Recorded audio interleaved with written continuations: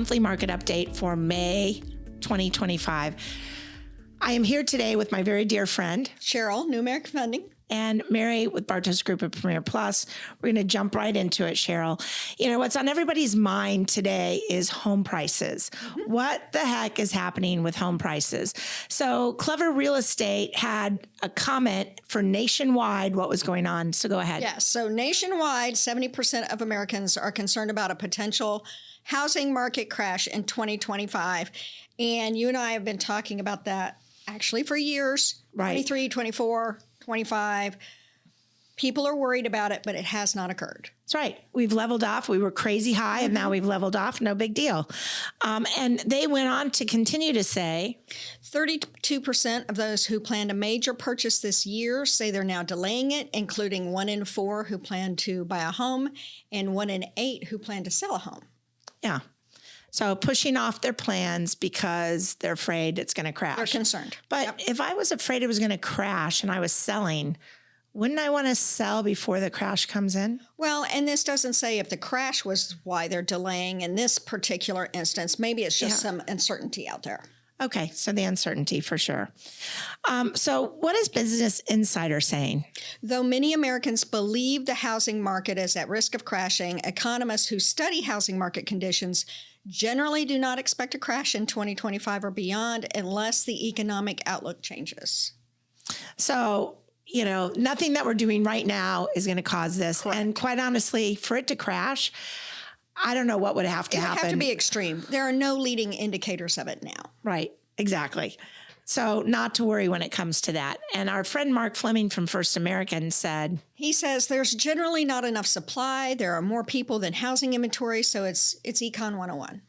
Yeah, exactly. As a whole. Nationwide. Whether you're in the North or the South, it is Econ 101. And we're going to talk about what's happening in our market later in this. You can actually move forward to the chapter to see about our market. So, Cheryl, the supply of homes for sale is improving, but still low, again, nationwide, right? This time last year, we're about 30.6% above, but pre-pandemic, we're still under. Right. So, you know, we can certainly share what's happening in our market. I did not pull this slide, but, you know, I would say we're probably the same. Yep. Lawrence Yun, NAR chief economist, is saying home price growth will moderate due to more supply coming onto the market. Having income and wages rise faster than home prices are welcome to improve affordability. So yes. Econ 101. Affordability is what everyone's concerned about. Yeah, absolutely.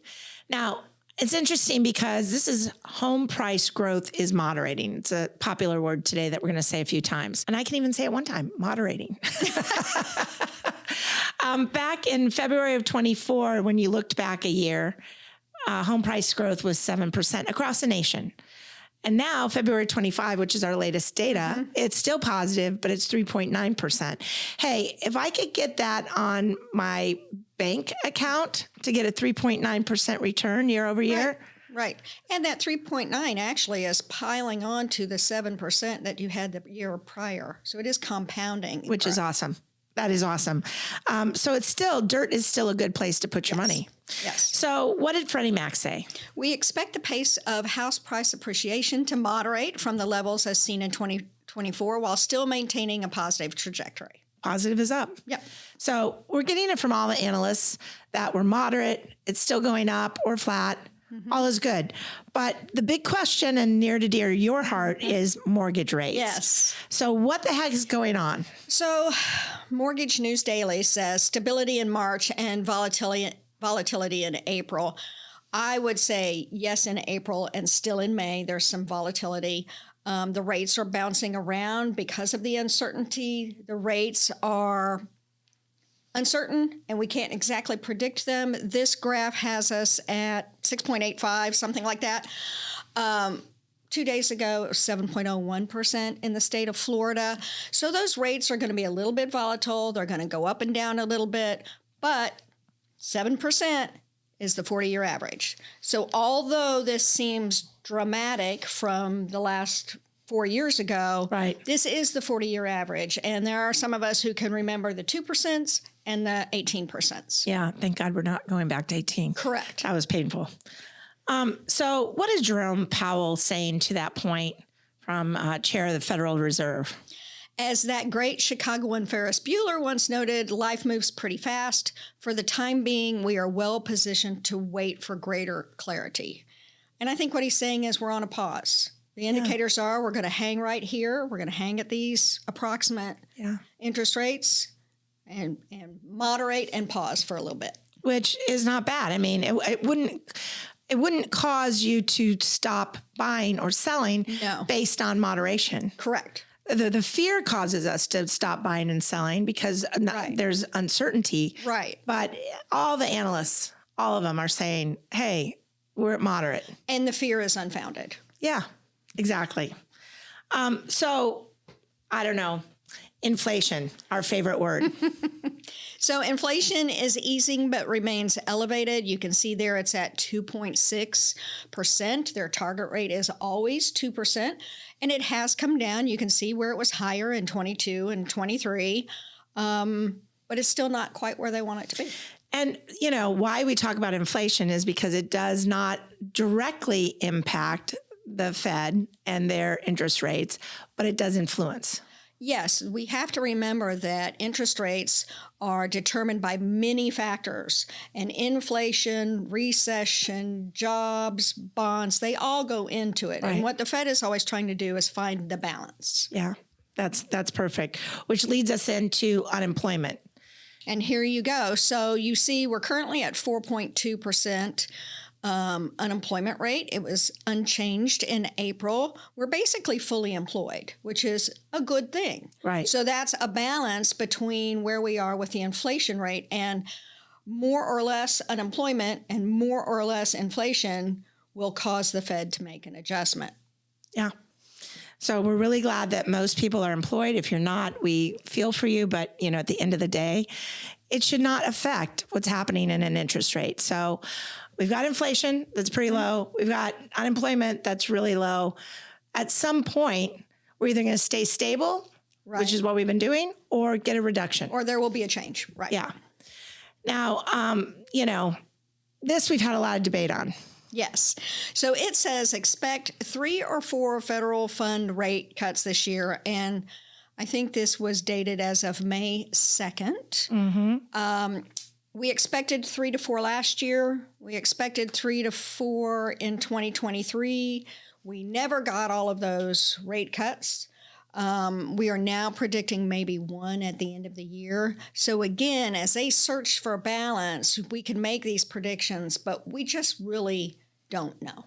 But if we just get 1, Cheryl, the next slide talks about the average of the 4, which are also the 3 rate cuts, and Fannie Mae, MBA, NAHB, and Wells Fargo. This says fourth quarter is 6.36. Do you feel that's like low to mid 6s? So even with the projection of 1 rate cut, we are also projecting low to mid 6s by the end of the year. That's fantastic. So rates in the 6s will stimulate buying. I love that. For sure. So what did our friend Lawrence Yoon say again? He's with NAR. A meaningful decline in mortgage rates would help both demand and supply. Demand by boosting affordability, and supply by lessening the power of the mortgage rate lock-in effect. And those are sellers who have the 2 and 3 and 4% rates. Yeah. They don't want to move. Now, you have this on your social. If you're not following Cheryl on Instagram, you've got to, because she has really juicy stuff that I steal all the time. And this was a steal. So talk about what Scotsman's Guide said. Scotsman's Guide says more than 44% of home sellers offered concessions to buyers in the first quarter of 2025. And you know this is something that's important to me. As a lender, it's my job to help home buyers find affordability in some fashion that makes financial sense for them. Seller concessions are a great way to do that in a buyer's market. And as a lender, I am always going to recommend to my buyers to ask for a seller concession. Yeah, exactly. And Cheryl, we've talked about it. Even if you're, conventional, well-qualified, there's still some options that are better in that concession than it is on getting the same amount of money off. Correct. Financing is a tool, and seller concessions are a piece of that tool.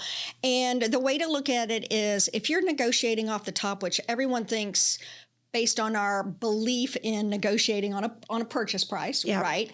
That we'll take $10,000 off the top, and that's going to be a great deal.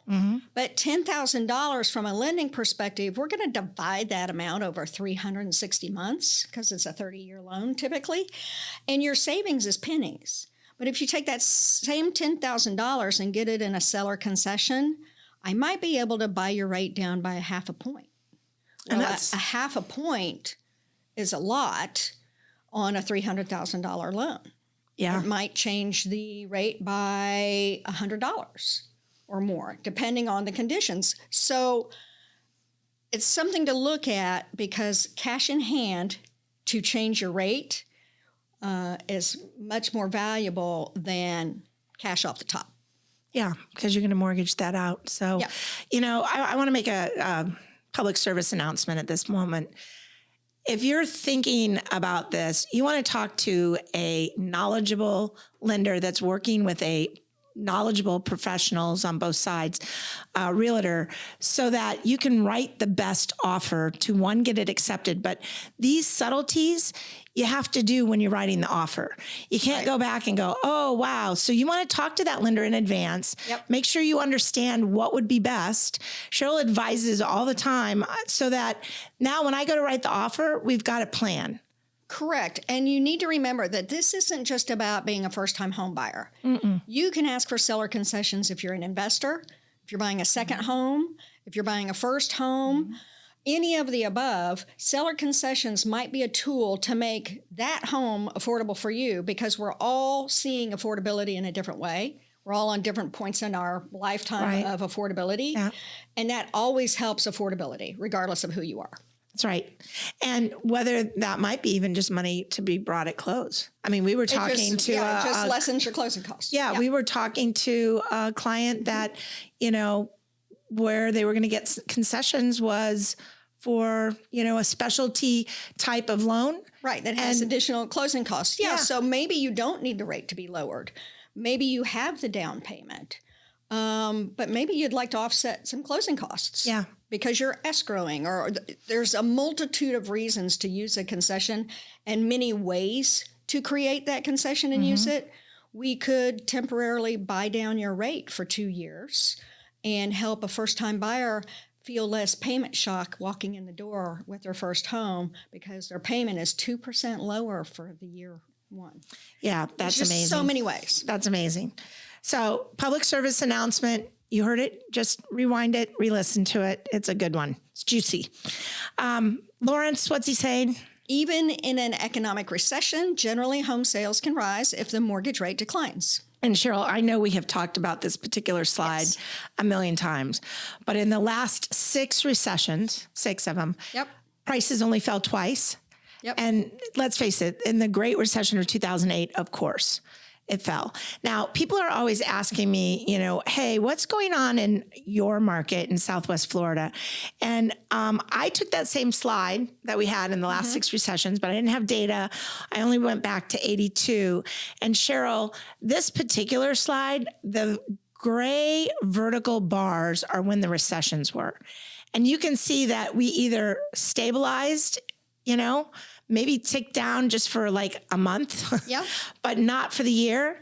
And what happened, the only one that we're gray in where we went down is the Great Recession. 2008. Yep. And honestly, that time period is why people still have concerns about a crash because it was so devastating. But historically, it's an anomaly. Right. I love that you said, or up. Right. Right. As Warren Buffett says, do what everybody else is not doing. Right. So if there's blood in the water, jump in.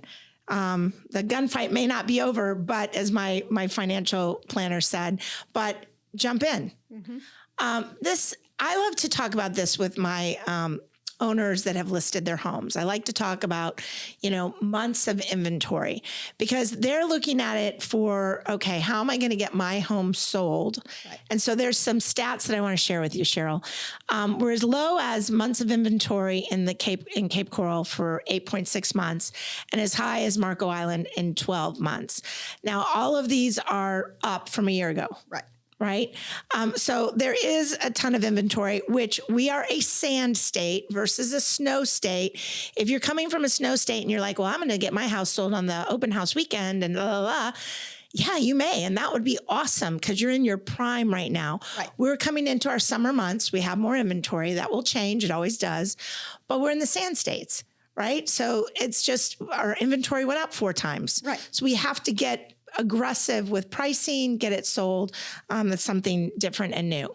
So I also like to talk about total showings per listing to get a pending.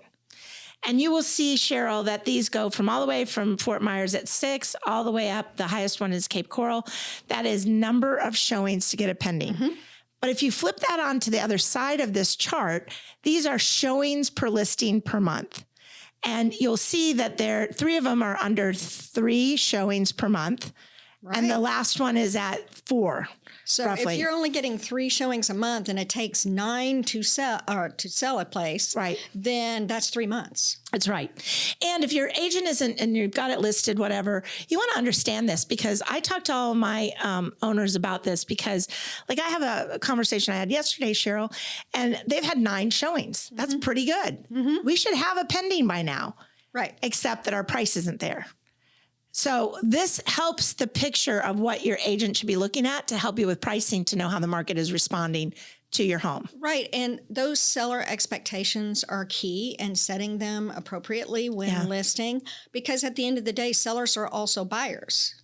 Generally. That's right. So they are going to have a set of expectations for selling, which will turn them into a set of expectations for buyers. So everybody has to work together to set the proper format. I love how you said that. Days on market. This is our last slide. And I love to talk about this, Cheryl, because look at the lowest one is 52 days on market. These are homes that sold, mm-hmm. not that are on the market, because you saw all those months of inventory, which by the way has gone up 4 times.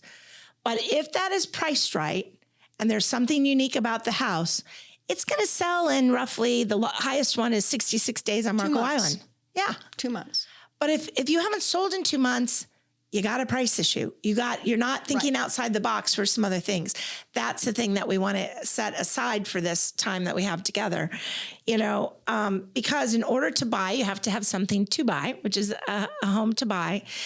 So we always ask at this time of the market update, Cheryl, is it time to sell or move? And I always say yes. It's always time to sell or buy based on your personal situations. Right. There are always people who are transferring, their families are growing, they're downsizing, they need a vacation home, they want to invest. It's always a good time to sell or buy as long as you're fully prepared by a good team to make it work for you financially. I think she said that best, fully prepared by a good team. So until next month, I'm Mary Bartos with the Bartos Group. Cheryl Stokes, New American Funding. We look forward to helping you buy or sell here in Southwest Florida.